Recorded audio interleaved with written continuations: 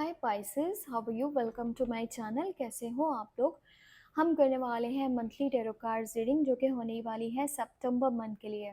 सितंबर 2025 यानी कि सितंबर का महीना आपकी लाइफ में किस तरह के चेंजेस को लेके आएगा। सेहत, career, love life, relationship, overall energies क्या कहती हैं, क्या कुछ बेहतर होने वाला है आपकी लाइफ में।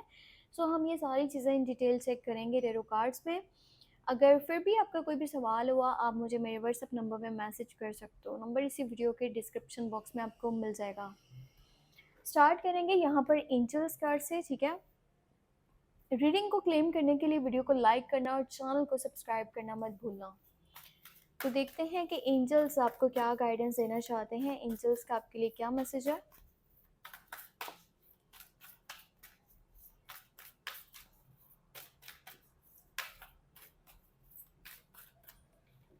ओके, सो यहाँ पर है you are extra sensitive to energies and emotions right now. Honour yourself and your feelings. तो देखो, जो सिचुएशन बनी हुई है ना लाइफ में, जो भी चीज़ें चल रही हैं, कहीं ना कहीं वो आपको छोटी सी भी बात होती है ना, तो वो बहुत ज़्यादा हर्ट कर रही है, ठीक है। तो सबसे पहले किसी का भी अच्छा सोचने से पहले, कुछ भी करने से पहले अपने बारे में सोचना ज़रूरी है कि क्या आपके लिए ये सब कुछ कंफर्टेबल है। जो भी आप सोच रहे हो, जो भी स्टेप ले रहे हो, जो भी सूरत हाल बनी है, अगर आप वहाँ पे कंफर्टेबल हो तो ठीक है, अगर नहीं तो वहाँ उस सिचुएशन से आपको बाहर निकल जाना चाहिए, ठीक है। सो ये यहाँ पर मैसेज है एंजल्स का। अब हम देखेंगे कि लव कार्ड्स में आपके लिए क्या मैसेज निकलता है। योरकल कार्ड्स हैं, डिटेल लव रीडिंग आपको अलग से मिलेगी।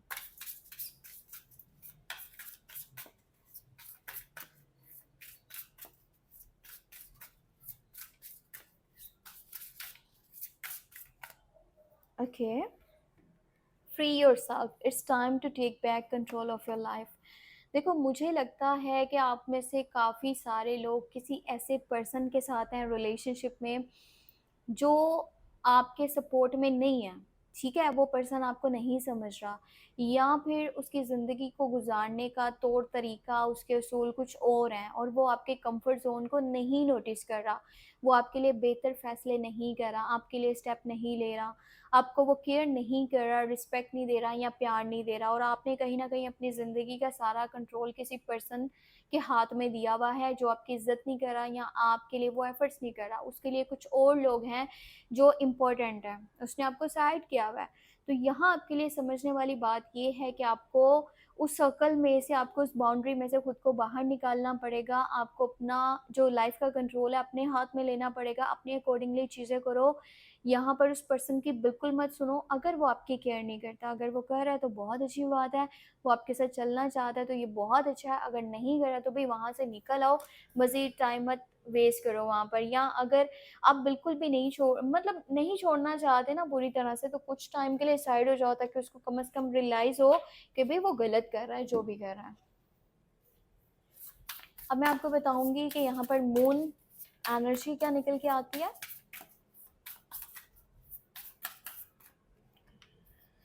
इसके बाद टैरो कार्ड्स में देखते हैं bring love into this situation. जो चीज़ें चल रही हैं, जो भी सूरत हाल बनी है ना, सबसे पहले खुद से प्यार करो और फिर अपने लिए बेहतर डिसीजंस लो। पर कभी ऐसा मत करना कि आप जो है ना अपने आप को भूल रहे हो, या फिर आपको जैसे आप लाइफ में चलते आए हो, जैसे भी आपके असूल हैं, जैसे भी आपके तौर तरीके हैं, वो चीज़ें साइड करके आपने एक अपना अलग ही वर्जन दिखाना शुरू कर दिया और आप दुनिया की नज़र में अच्छे नहीं दिख रहे। तो उस लाइन पे मत चलना। जो चीज़ें बेहतर लग रही हैं वो ज़रूर करो, ठीक है, पर बाउंड्री को मेंटेन करके। अब हम यहाँ पर देख रहे हैं कि भाई टैरो कार्ड्स में क्या डिटेल निकल के आती है।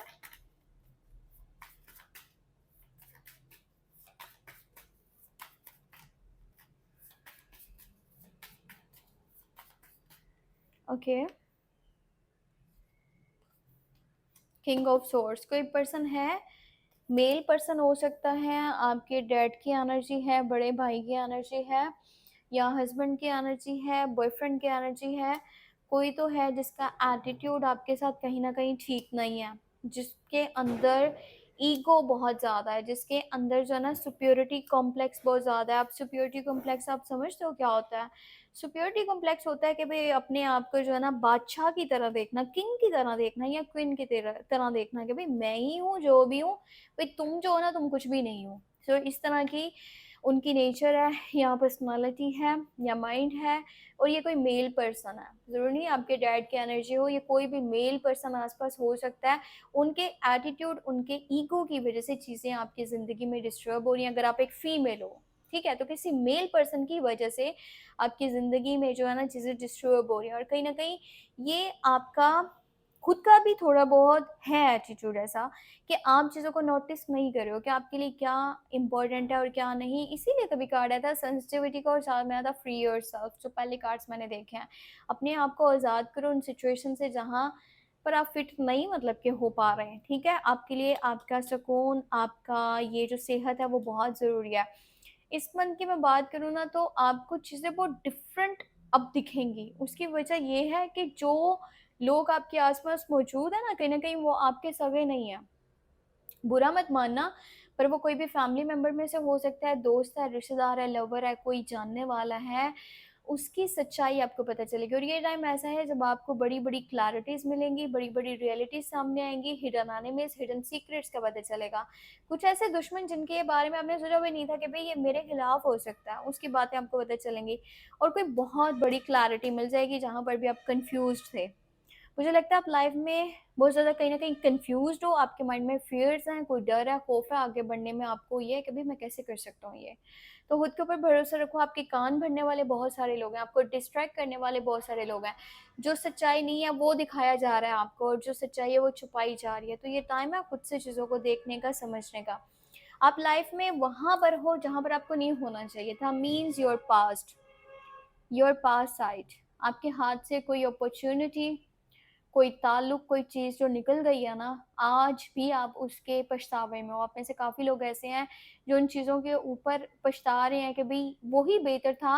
आपको आपका पास्ट बहुत याद आता है और आप अपने प्रेज़ेंट को एक्सेप्ट नहीं कर रहे। आपके हो सकता है आस-पास कितनी अच्छी अपॉर्च्युनिटीज़ हैं, अच्छी चीज़ें हैं, पर आप उन्हें नोटिस नहीं कर रहे। आपका उनके लिए तो ऐसा भई नहीं, फ़िलहाल नहीं। आप अपने पास्ट में फँसे हुए हो। पास्ट की वजह से आप कोई सही डिसीजन नहीं ले पा रहे हो।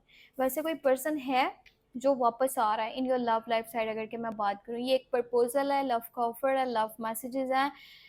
और ये एक ऐसा पर्सन है, देखो 2 तरह के लोग हैं, अब मैं बताती हूँ। ये न्यू पर्सन की एंट्री भी हो सकती है। अगर ये पर्सन न्यू है, लुक्स में बहुत खूबसूरत होगा, बहुत डिसेंट होगा, चार्मिंग होगा, लविंग होगा, स्वीट होगा, उसकी तरफ से डेटिंग-शेटिंग के आपको जो है ना वो ऑफ़र मिल सकते हैं, या शादी का प्रपोज़ल मिल सकता है। या फिर ऐसा हो सकता है जो आपको छोड़ के चला गया था, जिसके साथ नो कॉन्टैक्ट है, बातचीत नहीं हो पा रही, और मतलब गलती भी उसी इंसान की थी कि उसने वो सब कुछ करा। अब जब वो वापस आएगा ना, तो सारी चीज़ें तो आपके ऊपर डाल देगा कि भई तुम्हारी गलतियों की वज़ह से यहाँ तक ये सब कुछ पहुँचा है। पर वो पर्सन ये नहीं शो कराएगा वो मतलब अपनी गलतियों को एक्सेप्ट कर रहा है। और वो फिर भी आपके साथ रहना चाहेगा, और आपको वो अपने अकॉर्डिंगली लेकर के चलना चाहता है, यानी कि आपको कंट्रोल करना चाहता है। सो कहीं न कहीं वो पर्सन वापस आ रहा है, और ये न्यू प्रपोज़ल भी हो सकता है, न्यू लव का ऑफ़र भी हो सकता है। वैसे भी आपको ना इस टाइम में आउटिंग्स पे जाने के भी मौके मिल सकते हैं। किसी की तरफ से ऑफ़र है कि भई आओ चलिए घूमते हैं, फिरते हैं, कुछ खाते-पीते हैं बाहर से जा कर के। घर के अंदर का माहौल अच्छा हो रहा है। और पता है कोई टास्क, कोई गोल, कोई ड्रीम कुछ तो है जो कि पूरा होगा, जिसका सेलिब्रेशन करने वाले हो अपने लोगों के साथ में, उस चीज़ की खुशी मनाने वाले हो। ट्रैवल के भी चांसेस हैं, पर ये थोड़ा करीब का लग रहा है मुझे सफ़र। और आप में से कुछ लोग ऐसे हैं जो कि शिफ्टिंग का माइंड बना रहे हैं, एक जगह से दूसरी जगह मूव करना है, एक जगह से दूसरी जगह शिफ्ट कर जाना है, बना-बनाया हो सकता है। कुछ लोग कह रहे हैं हम घर खरीदना चाहते हैं, कुछ जो कहते हैं कि भई हम रेंट पे ही रहना चाहते हैं, पर यहाँ नहीं कहीं और जा कर के। सो इस तरह की भी एनर्जीज़ यहाँ पर हो सकती हैं। सेहत की बात करूँ तो यहाँ पर ना अपने इमोशंस को जितना आप कंट्रोल कर पाओगे ना, आप अपने माइंड को आगे रखोगे, उतनी आपकी ज़िंदगी जो है बेहतर चलेगी। और ऐसा करने से आपकी सेहत भी ठीक रहेगी, आस-पास का माहौल भी ठीक रहेगा। ये तब होगा जब आप अपने डिसीज़न्स खुद लोगे। इमोशंस में आकर के कुछ मत करो। जो बेहतर है उस चीज़ को साथ में लेके चलो। पैसे की सूरत-ए-हाल कुछ इस तरह की है कि जो भी काम कर रहे हो, जो भी करियर है, बिज़नेस है, जॉब है, कुछ भी है, जो जैसा चल रहा है उसे चलने दो। फ़िलहाल गड़बड़ नहीं करनी, फ़िलहाल छोड़ना नहीं है, फ़िलहाल हटना नहीं है, और चेंज करने की गलती मत करना, ठीक है? तो पैसे की सूरत-ए-हाल थोड़ा-सा ऐसे ही है कि भई जैसे चल रहा है ना, चलने दो और सोच समझ के पैसे लगाओ। बड़ी-बड़ी चीज़ें अभी फ़िलहाल ऐसा है ना कि देखना या करने की कोशिश करना या सोचना, मेरा नहीं ख़्याल कि इतना टाइम कोई सही है, क्योंकि मून की एनर्जी है, बहुत ज़्यादा कन्फ्यूज़न है, और जब इंसान को कन्फ्यूज़न होता है वो सही फ़ैसले नहीं ले पाता। तो माइंड को थोड़ा-सा रिलैक्स हो जाने दो, फिर चीज़ें करना जो भी आपने करनी है। बाकी अपना बहुत सा ख्याल रखो, दुआ में लाज़मी याद रखना। Take care, bye-bye.